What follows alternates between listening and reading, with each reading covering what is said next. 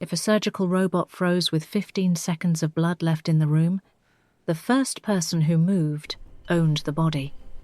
Riley Cross stood under the hard white spill of OR1, with stale nicotine on her tongue and a strip of gum working slow in one cheek. Watching a $2 million Da Vinci X, I scream its lungs out. Error code 31 glowed red on the console. Non-recoverable hardware fault. The hydraulic arm had gone dead and ugly, locked a breath above the patient's opened artery, with 15 kilos of steel and bad design hanging over a chest full of borrowed time. The alarm kept needling the air, high and thin enough to make the enamel in her teeth ache. Across the table, Dr. Sterling Pierce had both hands lifted and useless, gown damp at the armpits, eyes nailed to the blood pumping where blood was not supposed to pump. He looked like a man already rehearsing the deposition. Riley saw the loose optical line at once. Tiny thing. Glass thread. Bad seat. Whole machine turning stupid over it. The patient's blood sheeted across the drape in warm, slick runs. Pierce called for suction, then for clamps, then stalled out on his own fear. Riley spat the gum into her molars, stepped past the blue tape line, and stripped off one glove with her teeth. Somebody on the far side of the room sucked in a breath. Somebody else muttered that she could not be in the field. Pierce found his voice right then. Too late and too sharp. "You're breaking sterile protocol. I'll call the board." He said it, like the board of directors might descend from the ceiling and stop the bleeding for him. Riley did not bother looking at him. The optical cable had half walked itself loose from the side port. The jacket kinked where somebody had fed slack too fast and then dragged the arm through a turn. She hooked 2 fingers around it and yanked hard enough to feel the connector give and the machine dump pressure with a wet metallic shudder. The arm sagged half an inch. That was all she got. Enough. Her bare hand hit the field.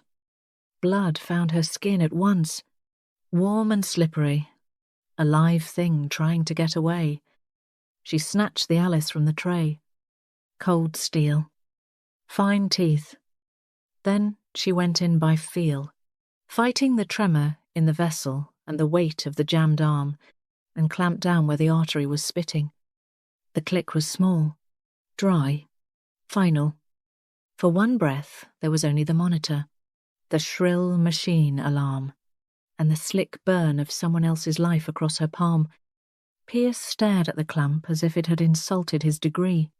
Riley held pressure until she knew the flow had changed, until the spray turned to a hard seep, then eased back enough for him to see the field he still owned if he had the spine to take it. Her wrist was painted red to the cuff. A thin thread of blood slid along the heel of her hand and dripped from her elbow to the tile. She rolled the shoulder that always went tight when old muscle memory woke up too fast. The room smelled like cautery smoke, hot plastic, and the iron stink that beat antiseptic every time. Pierce moved at last, but only just. He took one step in, one step back, eyes darting from the clamp to Riley's bare fingers, to the dead red screen on the robot. His N95 fluttered with quick little breaths. Liability. That was the word behind his face. Bigger than the patient.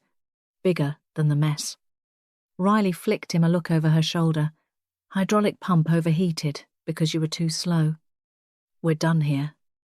Suture it mean. Maybe. True enough. He stiffened under the hit. Outrage, fighting relief for room inside him.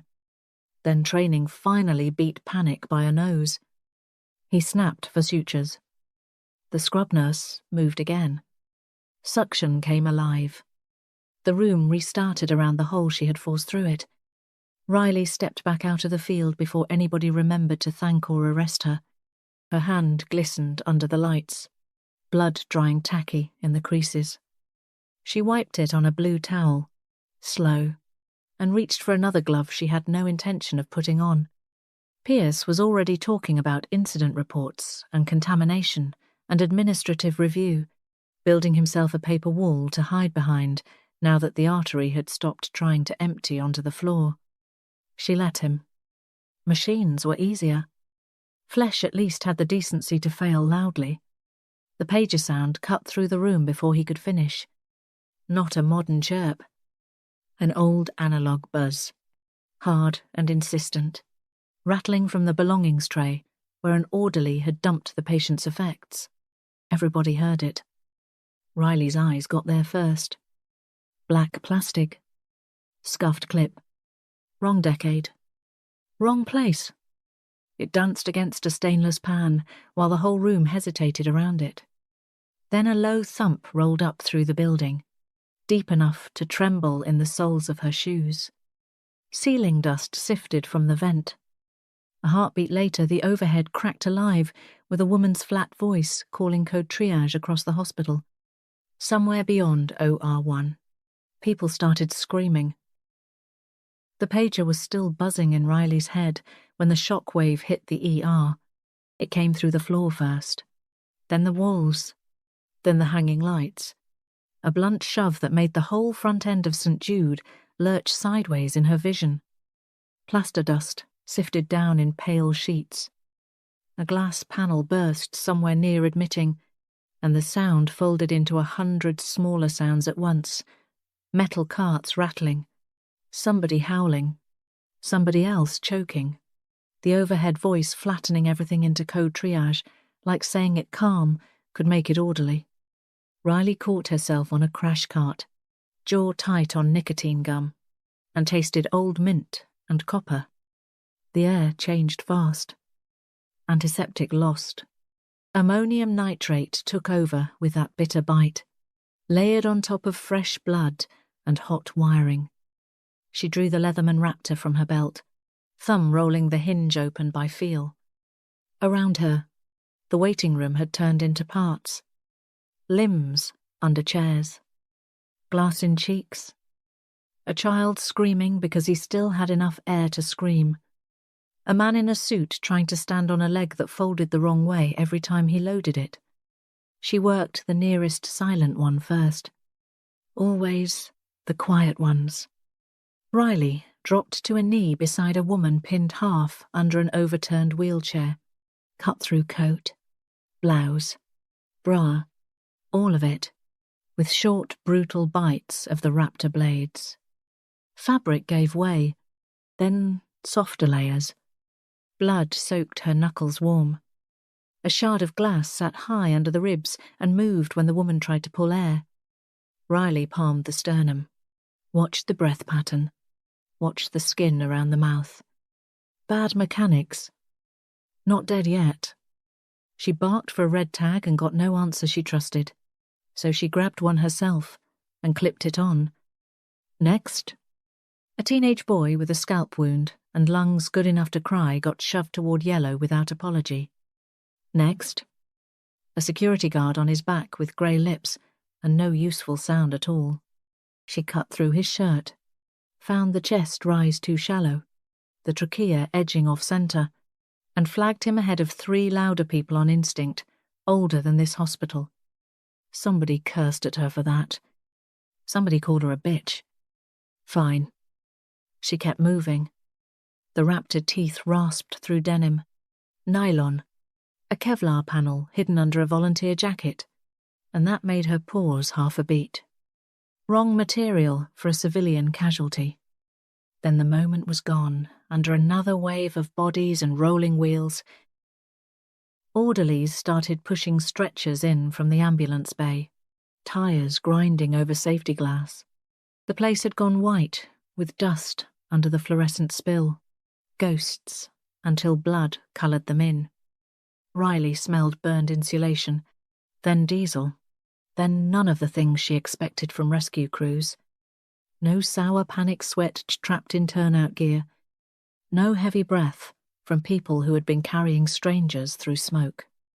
Just clean fabric, gun oil hiding under disinfectant, and a stillness that did not belong in a mass casualty corridor. She looked up as one stretcher came through fast and straight, escorted by 2 men in FEMA, jackets too clean at the shoulders. The patient on the gurney was all blackened blood and wrecked linen, one arm bouncing with the motion, face grey in the dust.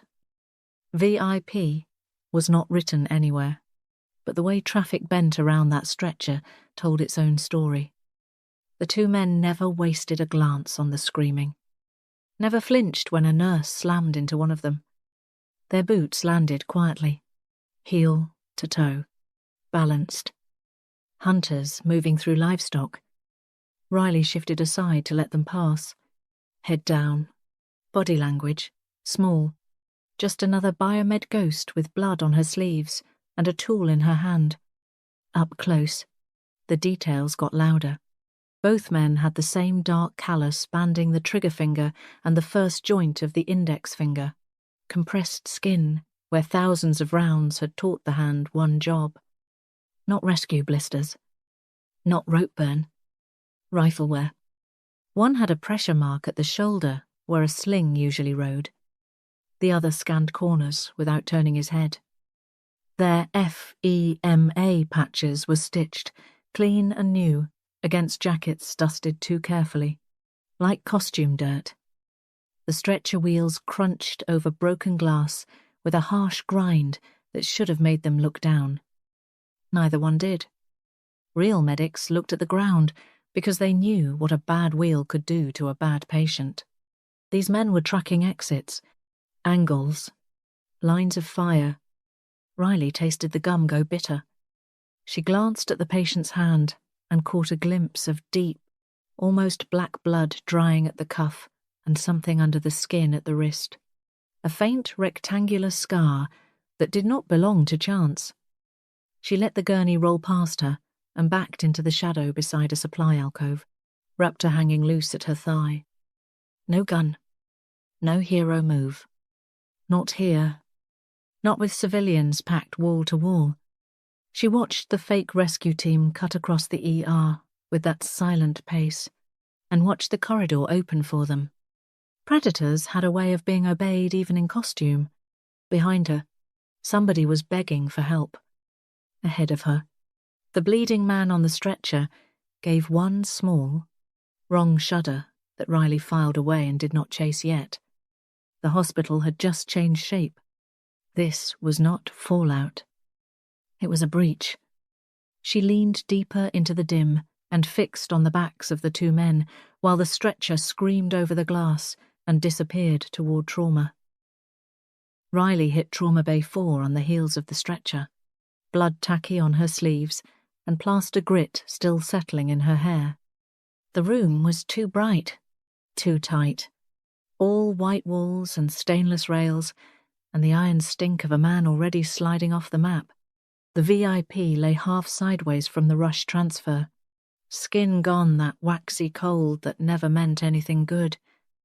His blood looked wrong too. Too dark. Too thick in some places. Too eager in others. Like the body had lost the argument about what state it wanted to die in. Lethal triad. She could see it without needing a monitor to spell it out. Cold skin, coagulopathy preventing clots, and acid chewing through the rest. Bits of glass and shredded metal sat buried high in his chest and shoulder, glittering in the wound margins like foreign object debris, trash left by a blast that had punched through skin instead of sheet metal.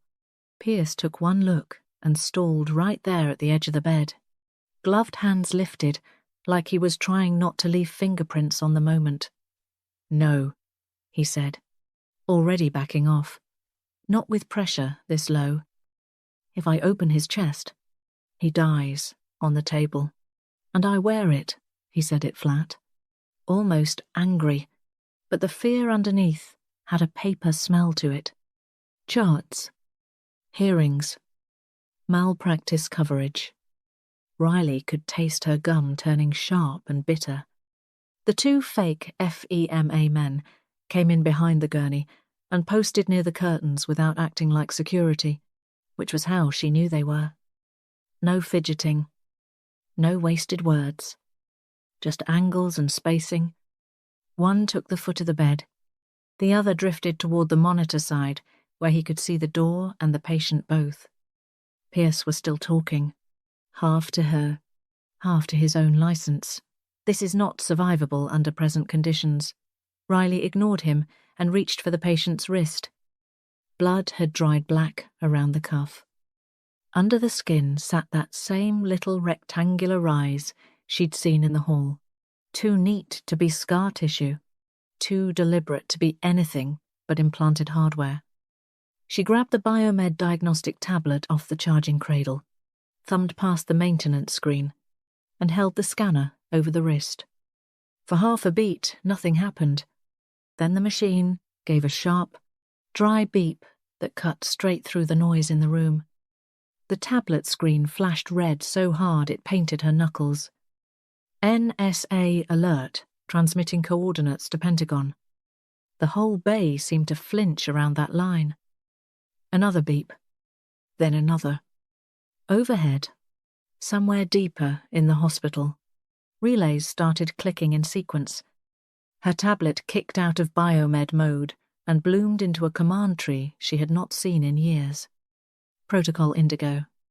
A dead program until it wasn't. Network override authorized. Admin privileges transferred. Her mouth went dry under the mint sting of nicotine. That ping had just gone out for real. Not local. Not bluff. Pentagon meant records. Records meant her. Civilian cover gone in one clean electronic cough. Riley stared at it for the length of one heartbeat and made the call anyway, because the man on the bed was still alive and she was sick to death of pretending she only fixed machines. Pierce read the screen over her shoulder and his whole posture changed. Not awe. Relief. Pure, ugly, practical relief. He took one hard breath and stepped back from the bed like it had become radioactive. Your code! Your prison sentence. Then he moved his hands away from the field completely. Liability had found a new owner, and he was happy to watch it walk out the door wearing her face. The fake rescue act ended so fast it was almost polite. The man by the foot of the bed reached inside his jacket and came out with a suppressed pistol, matte black and already level. His partner did the same on the monitor side. No rush, no speech, just two practice movements in a room that still smelled like dark blood and antiseptic and fear held between the teeth. One nurse made a little choking sound and froze. Pierce did not freeze. He retreated. Different thing. He backed into the cabinets with both palms open, eyes fixed on the gun like he could will himself into being legally absent. Riley set the tablet down without looking away from the merc nearest her. No gun in her hand. No room to win this clean. The patient shuddered once under the sheet, and the monitor skittered lower. She could hear the gum working in her molars, a tiny mean grind in all that tension. Admin rights sat one tap away on the tablet. Trauma bay doors, fire shutters, gas manifold, cameras. She did not touch any of it yet. Not yet. The man by the monitor gave her a look that finally admitted what he was. Not FEMA, not rescue. Just a hunter realizing the maintenance tech had teeth. Riley shifted one step closer to the bed, putting the dying man between herself and the better angle. The silenced pistol tracked her chest. The room got very still. Somewhere outside the curtain, wheels squealed, people screamed, somebody prayed. In Trauma Bay 4, the masks were off. The pressure cratered so fast the monitor barely had time to complain. 1 second the VIP was circling the drain. The next he dropped through it. Numbers crashed. The dark blood at the chest wound lost what little push it had and turned sluggish, mean, the kind of slow that usually came right before the whole machine quit. Riley moved before Pierce could manufacture a legal reason to stay useless. Opening the chest here would turn the bay into a butcher shop with no finish line, and he knew it. She knew it too. So she went lower. Groin access. Blind REBOA. A desperate move to block the artery with a balloon and steel flow back toward the core long enough to keep the brain and heart in the game. Not pretty. Not ideal. Civilian bay. Bad lighting. Too many bodies. None of the imaging she wanted. She snatched the Teflon catheter from the tray, felt the rough drag of the package on bloody gloves, then yanked one glove off with her teeth because she needed touch more than sterility now. Pierce said her name like a warning label. Riley ignored him and found the femoral line by feel, fingertips pressing through warm skin and muscle while the patient twitched under the straps. She started the insertion and knew halfway in she was working blind in all the worst ways. No fluoro screen, no clean angle. Just anatomy, pressure, and guesswork sharpened by old training and made worse by this room. The catheter gave under her hand with that ugly little slick slide that meant it had gone somewhere she did not want. Then the artery blew. High-pressure blood punched out in a hot red fan and hit her forearm, the drape, the floor, bright and violent under the lights. Somebody behind her shouted. Pierce flinched back so hard he clipped the supply cart. Riley hissed through her teeth and jammed her bare hand into the groin wound on instinct, driving fingers down through the muscle gap until she felt the vessel bucking against bone. Pain went up her arm hot and fast. Not clean pain. The tearing kind. The kind that told you a muscle had just lost a private argument with physics. Her shoulder locked. Her forearm shook. Blood slicked under her boots and tried to skate her sideways. She planted harder, leaned her weight into the pressure, and felt the pulse flatten under her fingertips by degrees that were way too slow. The room stank of metal, sweat, nicotine, and the raw animal heat of opened flesh. Pierce hovered just outside arm's reach, breathing hard through his mask, wanting to help only if help came with indemnity paperwork. Riley could read it all over him. He passed instruments, because passing instruments did not count as choosing. Fine. She took what she needed, and nothing else. Her hand stayed buried in the VIP's thigh, knuckles whitening with strain, wrist starting to cramp. She could feel her own pulse hammering through the torn fibers in her upper arm and shoulder. Every second she held pressure, the burn got deeper, more private, like somebody was feeding wire through the joint. The patient made a wet sound in his throat. Monitor lines crawled instead of crashed. Good enough. For now. Riley adjusted the catheter with her free hand. Smaller movement this time, less ambition, more feel. The rough Teflon kissed resistance, then settled into something she trusted a little more. Not much. Enough to gamble the next minute on it. Outside the bay, the hospital kept screaming in fragments, rolling gurneys, distant orders. Somebody sobbing, then a hard, flat burst of silence that made the back of her neck go cold. The mercs had not fired. That was worse. It meant they were waiting for cleaner terms. Then the whole building took a hit from underneath. A heavy thud rolled through the floor. Every light in Trauma Bay 4 died at once. True dark, thick dark, the kind that made the room disappear, except for the pressure under Riley's fingers and the warm blood crawling over her wrist. For one long second, nobody moved. Then the emergency system coughed awake, and the bay flooded red. It painted the stainless rails black, the blood almost blacker, everybody's faces wrong and hollow. The automated PA came on in a calm electronic woman's voice that did not belong in a room like this. Emergency power activated. Life support reserve. 44 minutes. The words hung there a second before the meaning landed. 44 minutes until the machine started losing the fight hospital-wide. Riley looked up. The two fake FEMA men were done pretending now. Jackets open. Suppressed pistols out where everybody could see them. No rescue posture left. No theatre. Just mercenaries in red light while she knelt in a lake of blood, with one hand buried in a stranger's thigh and the other slick on a catheter she could not afford to lose. No cavalry. No miracle. Just a countdown, and 3 different ways to die before it ran out. Riley moved first, because staying put meant dying slow.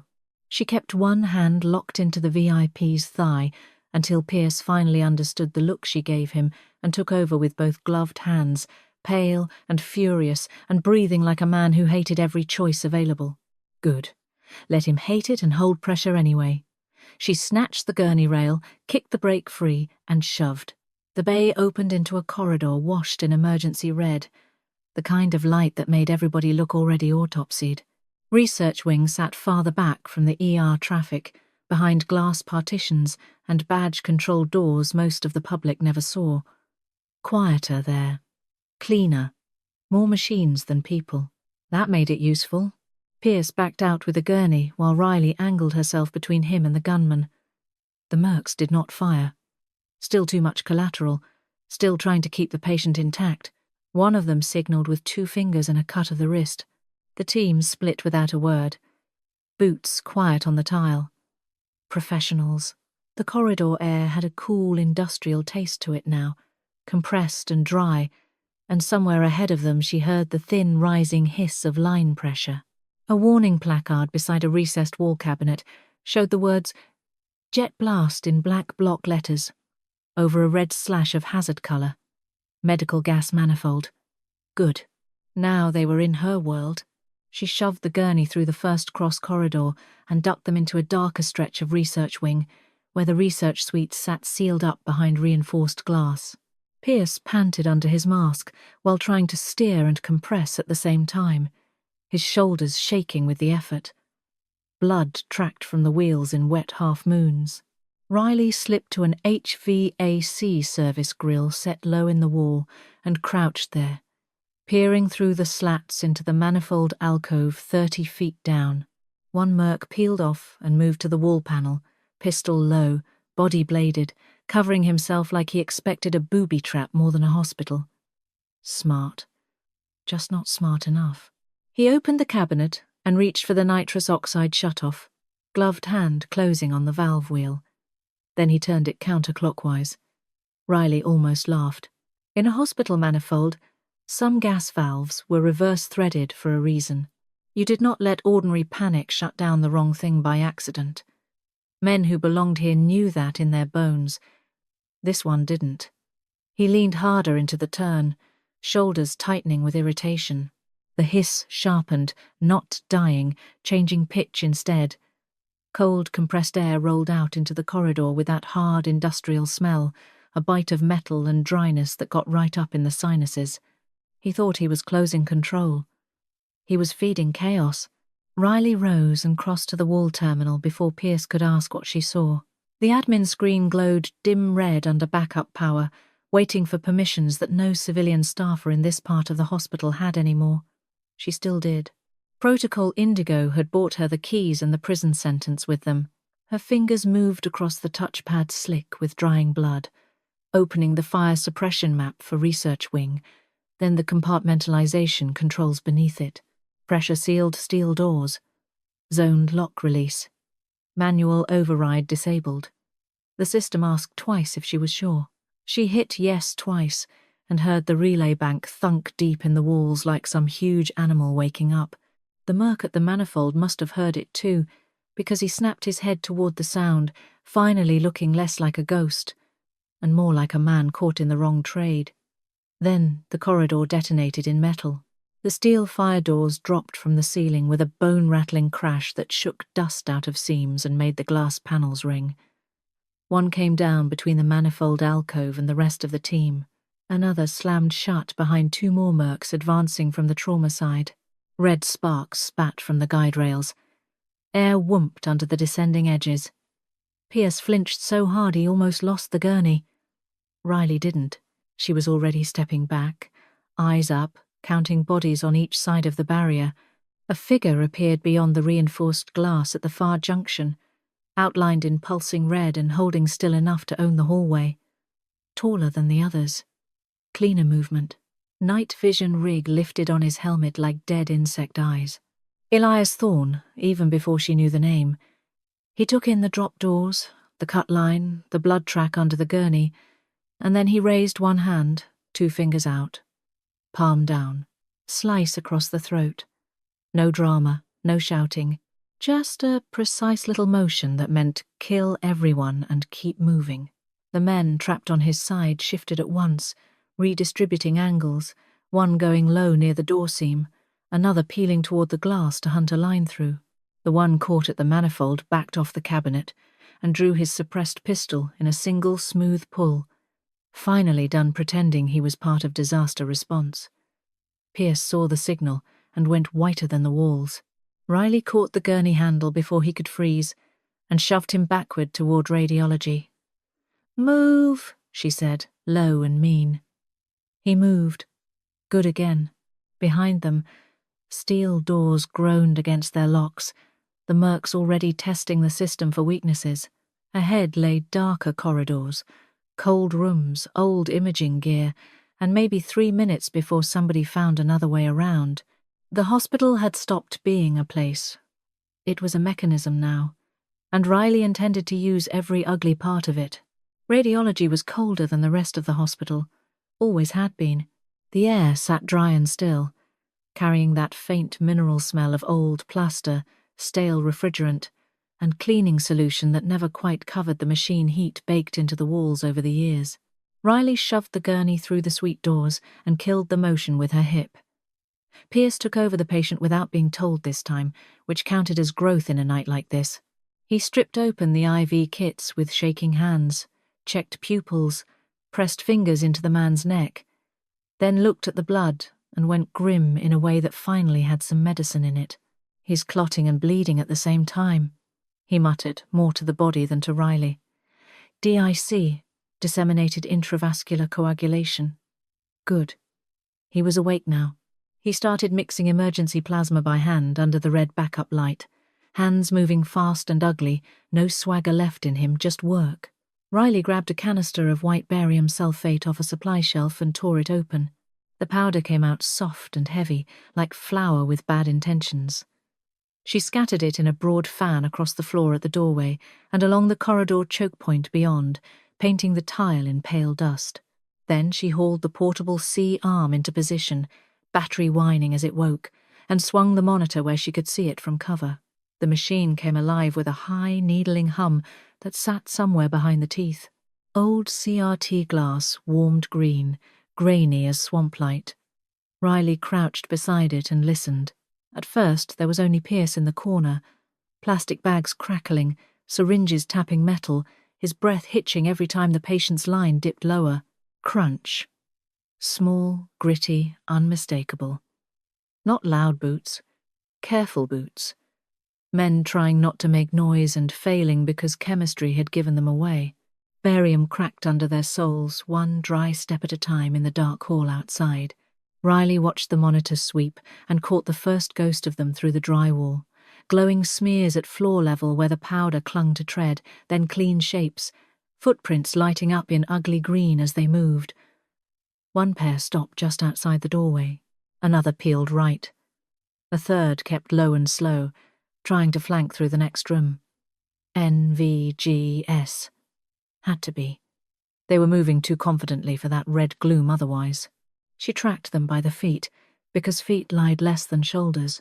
Shoulders could fake patience. Feet always told you where the weight wanted to go. The hum deepened. The image crawled.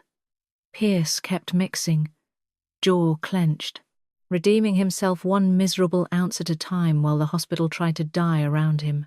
Riley drew the Leatherman Raptor and shifted her grip until the handle sat hard against the base of her thumb. Not a throwing knife. Not magic.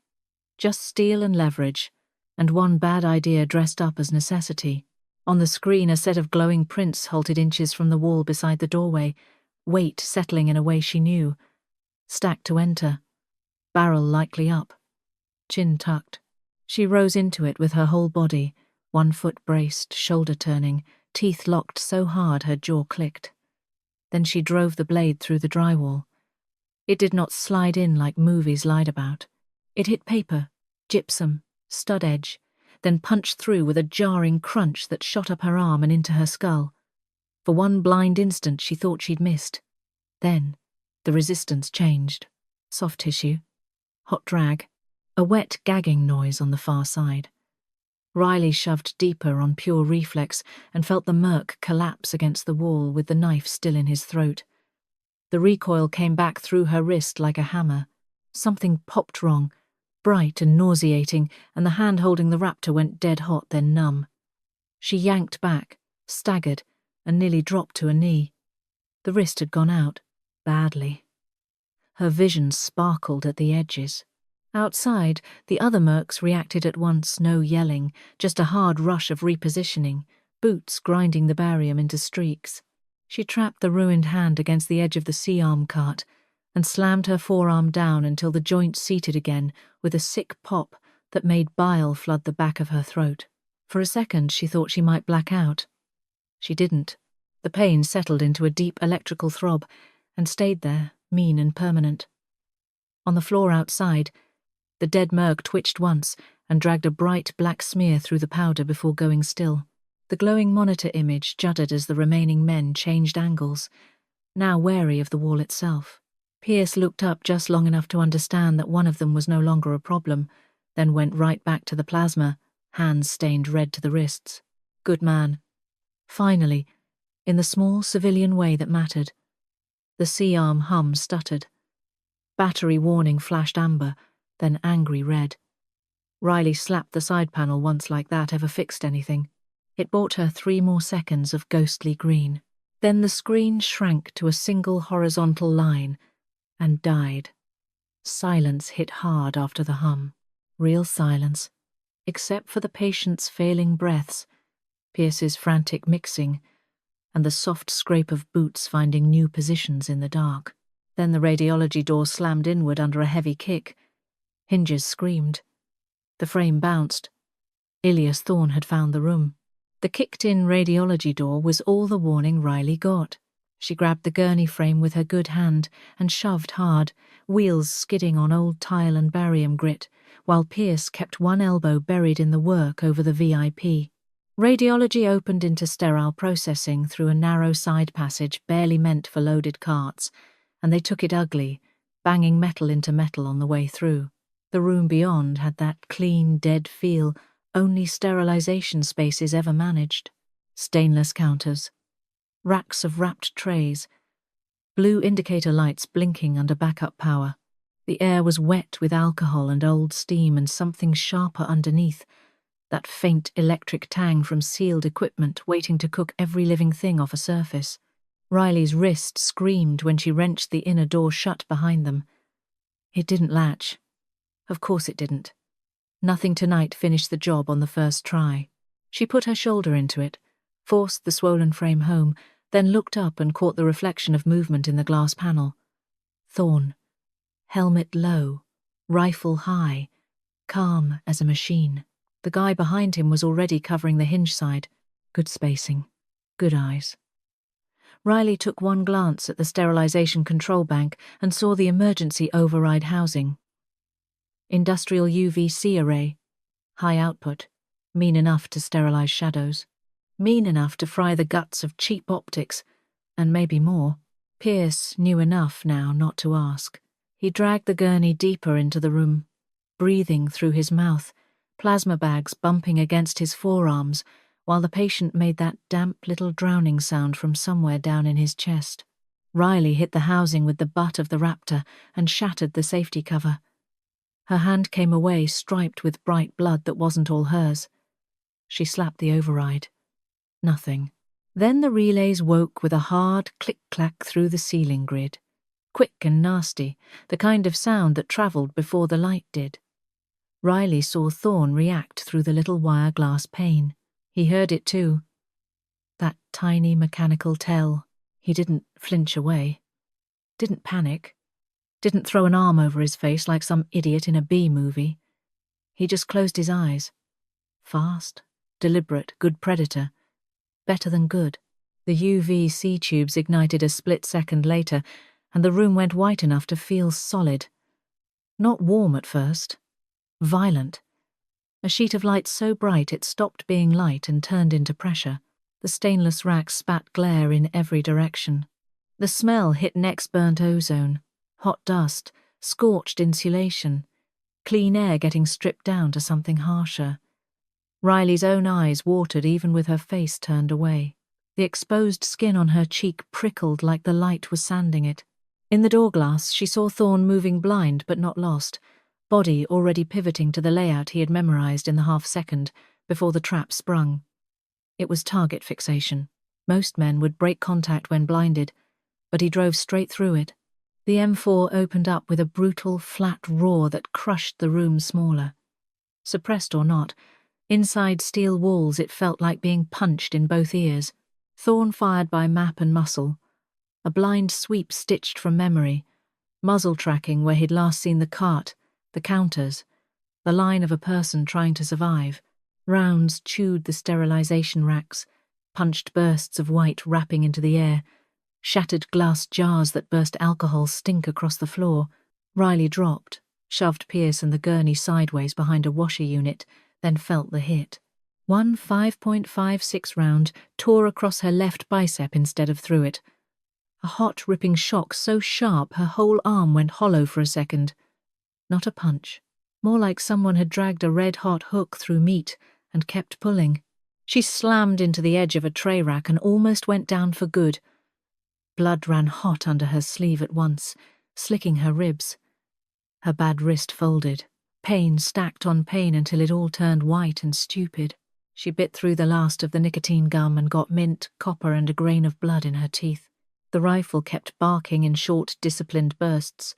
Thorne walking the shots lower, tighter, correcting off sound and geometry while his eyes stayed shut against the UV. There was no winning that room now. The UV was eating her skin. Thorne was already solving the trap, and Pierce had both hands full keeping the VIP from sliding off the edge of life. Riley stumbled backward through the side door into the adjacent supply closet, half falling, half hauling herself by one steel shelf after another. Packs of gauze burst under her shoulder. Boxes rained down. Her left arm lit up with every heartbeat, warm blood threading between her fingers when she clamped a hand over the torn bicep. Behind her, the UVC still boiled the room white and dead. Ahead, the closet was windowless, cramped, stacked floor to ceiling with oxygen tanks, defib pads, suction kits, and all the other ugly little miracles hospitals kept in reserve until the reserve became the whole war. Thorne fired one more, burst through the half-open door, close enough that splinters from the frame peppered her jaw. Then it stopped. Not retreat. Recalculation. That was worse. Riley kicked the closet door shut with the heel of her boot and heard the lock catch on bent metal by dumb luck alone. For a moment, there was only her breathing, the hiss in her ears, and the wet drip of her own blood hitting a cardboard box marked sterile when none of this was anything close. Somewhere over the emergency speakers, buried under static, the countdown kept going. The closet swallowed her and gave nothing back. No window, no secondary exit, just steel shelving, cardboard cartons going soft at the corners, and ranks of green oxygen cylinders chained to the wall like patient animals. The emergency speaker in the hall crackled through static, and a clipped female voice dropped the number that mattered now. 4 minutes. 4. Riley slid down behind a fire-rated steel cabinet, hand clamped over her left bicep, and felt blood working between her fingers in hot, slippery pushes. The room smelled wrong for a closet. Too clean. Too flat. All paper dust and disinfectant and metal. Not enough air moving. Good, she could use that. Her head buzzed from blood loss and UV glare. Half her face still felt sunburned from the sterilization lamps. Her hair stank faintly cooked at the fringe. She looked at the oxygen bottles, then at the portable defibrillator stowed on the lower shelf, and the arithmetic did itself. Not a plan anybody sane would call good. Just the last ugly shape left on the board. Riley stood back up on shaky knees, seized the nearest cylinder valve, and cranked it open. Gas hissed out hard. Then another. And another.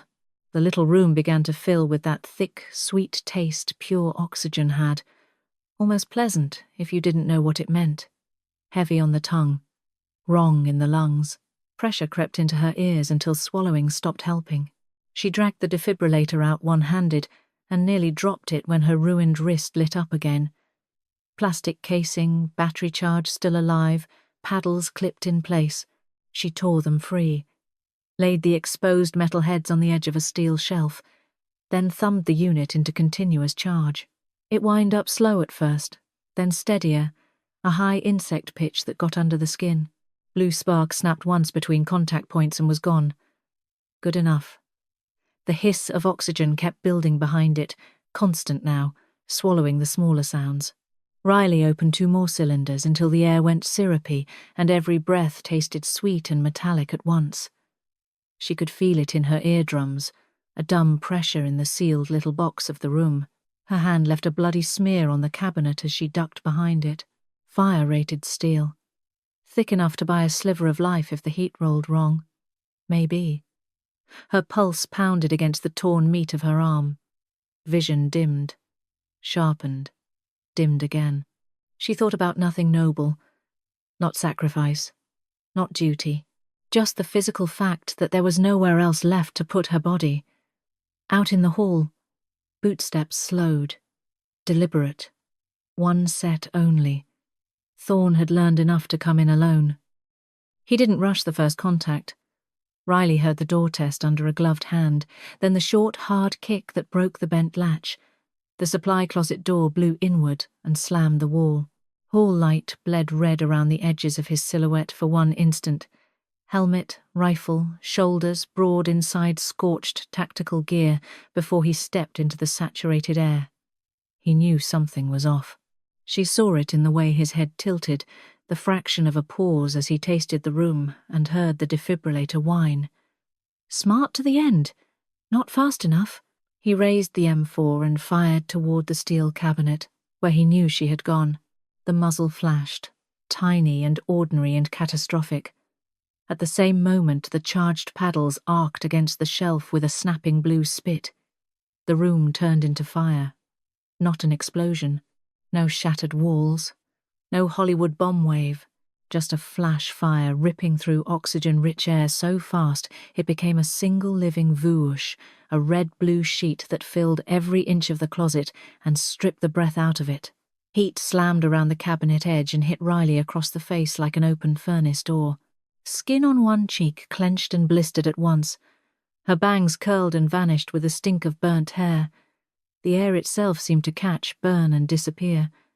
Thorne took the full front of it. His Kevlar didn't blow apart. It sagged, blackened, and began to melt against him in ugly patches. The exposed edges of his gloves curled. He staggered backward into the doorway with the rifle still in his hands, then dropped to 1 knee because there was no oxygen left for anything graceful. His next breath came back as a raw animal choke. Another. Worse than the first. Flash fire did that. It ate the air, scorched what it touched, then left you alive just long enough to understand the bill. Riley heard him try to drag air through lungs that had just been seared. Heard the wet lock of a man drowning upright on nothing. He fell sideways into the hall, scraping gear against the frame, 1 boot kicking weakly once before the strength went out of him. Riley stayed where she was, because moving meant more heat, more pain, more chance of passing out face first into whatever still glowed. The steel cabinet burned her shoulder through the gown. Her left arm had become 1 huge throb. The right side of her face felt too tight and too wet at the same time. Somewhere in the hospital, systems started failing in a chain she could hear more than understand. Fans winding down, relays dying, the thin electronic note of backup power giving up the ghost. Then the UPS hit 0. Everything went dead. No hum, no speaker, no red light under the door. Just absolute blackness and the stink of cooked Kevlar, ozone, burnt hair and blood, while Riley knelt in it, breathing the last ugly scraps of air the fire had spared. The power came back mean. Not a soft rise. Not a mercy. 1 second Riley was kneeling in the black with burnt air stuck in her throat. The next, the whole hospital snapped white and brutal around her. Every industrial fixture overhead blazing at once hard enough to feel like another weapon. She flinched on instinct, and that was when the rest of the pain found her. The burns on the right side of her face lit up hot and wet. Her left arm throbbed with each ragged pull of breath, blood dried black down to the wrist. The smell in the corridor had nowhere left to go now that the lights were on. Burnt meat, ozone, wet plaster, cooked Kevlar, It all sat there heavy and stale, trapped under the hiss of sprinkler water and the weak, whining breath of machines trying to decide if they still belonged to the living. Riley stayed where she was, back against a scorched wall outside the ruined supply closet, one hand still locked around the catheter line because if she let go now, then all the bleeding and burning and broken joints in this place would turn into nothing. Somewhere close by, the VIP wheezed through a chest that sounded half-drowned. Pierce was at the gurney again, shirt plastered to his back, hands red and shaking, but still working. Good. Good enough. Then the front of the building got hit from the outside in. Tempered glass blew inward in a cascading crash that rolled down the corridor like a wave of knives. FBI hostage rescue came through the breach in tight black stacks, flashlights punching white cones through the sprinkler mist, rifles indexed high, movement clipped and sure. They filled the ruined lobby fast, fanning with the kind of controlled violence that said they had expected hostages, barricades, maybe a bomb vest, not this. Their beams cut over the dead mercs.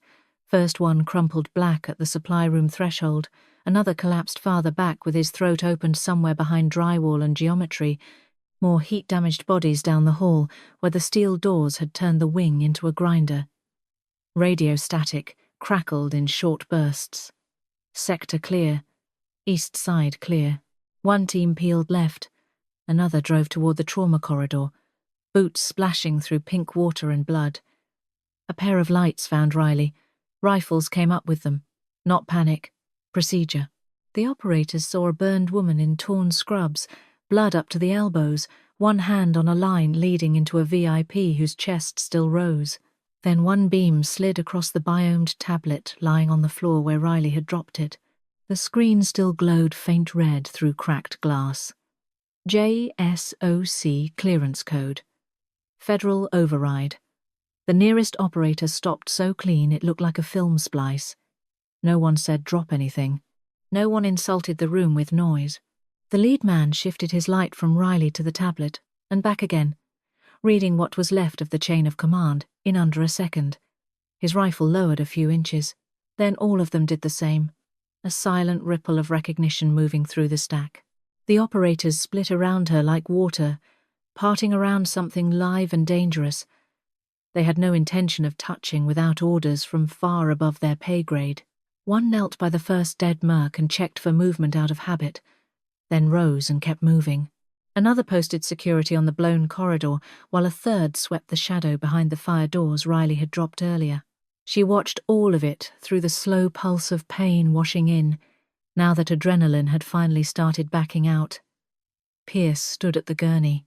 One gloved hand gripped the IV. The other hovered uselessly for a second, then settled against the sheet. He looked over at Riley then, really looked, and the old picture he had of her was gone. Not the biomed tech chewing gum in corners. Not the rude mechanic. What he saw now sat plain in his face. Respect first, sharp and unwilling, then something older and meaner under it. Horror. The kind a civilian got when he realized the quiet woman mopping around his machines belonged to a system with darker hallways than his. Water dripped from the ceiling grid in steady ticks. FBI radios kept muttering in clipped code that meant the building was theirs, or close enough. Riley heard it all from a distance. Her body had shrunk to a few hard facts. The catheter warm in her hand, the burn pulling tight across one cheek, the copper taste crawling up from the back of her throat. She wanted another piece of gum and almost laughed at herself for that. Instead, she tightened her grip on the line until the tremor in her fingers settled. The VIP's face was grey but not empty. Pierce adjusted the plasma with careful movements, no wasted drama left in him, no room for it. Past the operators and ruined glass and white spray from the sprinklers, one of the dark back corridors stayed untouched by all the sudden order. No flashlight reached into it, no boot splashed there yet. Riley noticed because noticing corners had kept her alive longer than luck ever had. A shape separated from that darkness with no hurry at all. Not HRT, not hospital staff.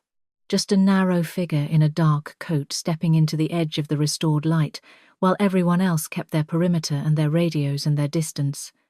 The direct threat was over. The system had arrived. She came out of the corridor like she had been there the whole time, and the building had only just caught up. Older woman. Dark wool coat, damp at the shoulders from rain. No body armor. No sidearm on display. Didn't need one.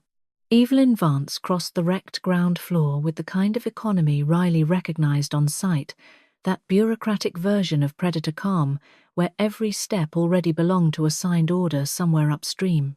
FBI operators gave her room without being told. That said enough. Riley was still sitting against the wall when Evelyn stopped in front of her and dropped a heavy camo duffel onto the wet tile at her boots. The bag hit with a dense military thunk, gear inside packed tight and practical. Not a gift. A claim ticket. The corridor around them smelled like burned hair, cordite, wet drywall, and the sharp ghost of disinfectant trying to matter again. Beyond the shattered front glass, Seattle rain snapped against the building in cold silver lines. Riley looked at the bag, then up at Evelyn's face. No smile there. No pity either. Just a flat administrative patience that felt worse than anger. Evelyn's gaze flicked once to the scorched skin on Riley's cheek, the blood on her sleeve, the catheter line still trapped in her hand, and dismissed all of it as numbers already accounted for. Your ping tore through the Pentagon's network security. This hospital isn't safe anymore, choppers waiting on the roof. That was the whole moral lesson from the United States government. No medal, no courtroom, no thank you. Riley tasted old nicotine and ash, and understood the shape of the thing immediately. Protocol Indigo had done exactly what it was built to do. She had lit a flare into a black sky, and every system that hunted flares had turned its head. The enemy squad had found her tonight because somebody knew enough to come looking. After that ping, worse people would know she was breathing and where she had been. St. Jude would become a map marker. Pierce would become collateral. The patients upstairs, the nurses, the residents who still thought triage was the worst thing this night had in it, they would all inherit the blast radius of her being allowed to stay put. Evelyn didn't say any of that twice. She didn't have to. Riley could read the rest in the way the bag sat there ready for immediate movement. Uniform layers. Comms. Burn kit. Ammunition, maybe. Civilian life was already being itemized for disposal. Pierce came down the corridor just then with a paper espresso cup in both hands, like he had stolen a piece of another universe and carried it back by sheer stubbornness. Barista grade, too. Real crema, still floating dark on top. The smell hit before he reached them, rich and bitter, and almost obscene in all that ruin. A warm cafe note crashing head-on into blood and wet ash. He stopped when he saw Evelyn, then looked at Riley instead. His face had changed in the last hour. Not softer, just stripped. There was gratitude there, yes, and guilt, and a lingering fear he probably wouldn't have language for again once the lawyers arrived and translated the night into diagrams. He opened his mouth like a man trying to lift something heavy and human into the air between them. Maybe thank you. Maybe I'm sorry. Maybe neither one belonged in a hall full of dead men and federal radios. Evelyn didn't even turn her head. The reality of the thing smothered his words before they got out. Riley looked at the cup, at the steam curling from it, at his raw red hands around the cardboard sleeve. A civilian gesture. Small. Honest. It hurt more than the duffel. She gave him nothing back she could not afford to mean. Not because he didn't deserve it. Because saying anything would make this feel like a farewell, and farewell implied choice. She pushed herself upright with her good arm, and nearly folded when the room tilted. Empty muscles. Burned skin pulling tight. Left arm gummy with half-dried blood. Her body felt hollowed out, like the fire had scooped everything useful from the middle and left just enough behind to keep walking. Riley bent, picked up the duffel, and felt the old weight settle into her palm like it remembered her better than peace ever had. With the other hand, she pinched the dead lump of nicotine gum off her tongue and spat it into a dented trash can by the wall. Small sound. Wet. Final. Then she pulled the camo jacket from the top of the bag and swung it over her burned shoulder, teeth clenching when the fabric dragged across the blistered side of her face and the torn meat of her arm. Outside, Rotorwash began to hammer the rain into wild slants against the ruined glass. Deep, rhythmic thuds rolled through the building as the Black Hawk settled somewhere above, blades chopping the night into pieces. Pierce still held the espresso, watching her as if he wanted to hand her something decent before the dark took her back. Evelyn had already turned toward the stairwell. Transaction complete. Riley took one last look at the hospital in its bright, ugly aftermath. The water, the lights, the blood, the people who would live because she hadn't stayed hidden, and then she followed the sound of the helicopter into the rain.